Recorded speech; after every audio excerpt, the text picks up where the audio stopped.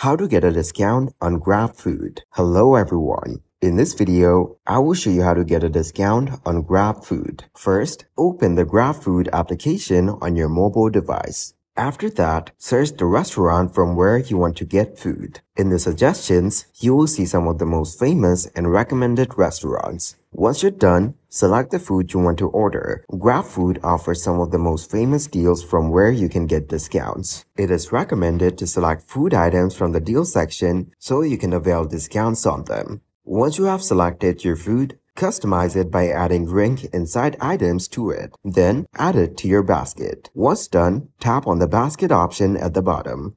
Now first, you need to set your delivery address after that. Scroll down and tap on Use Offers to get a discount here. You will see the option to use Grab Gift. Tap on it and you can redeem your gift code to get a discount. Apart from that, there are 3 other options. The first one is 23% off with group orders. Hungry Deals 15% off and RM went off. These are different offers that Grabfood offers to give you discounts. Go ahead and use any of them and you'll be able to get a discount on Grabfood. Thank you guys for watching this video. Hope you got some value. Make sure to like the video and subscribe to the channel to get notified of new videos. See you in the next one.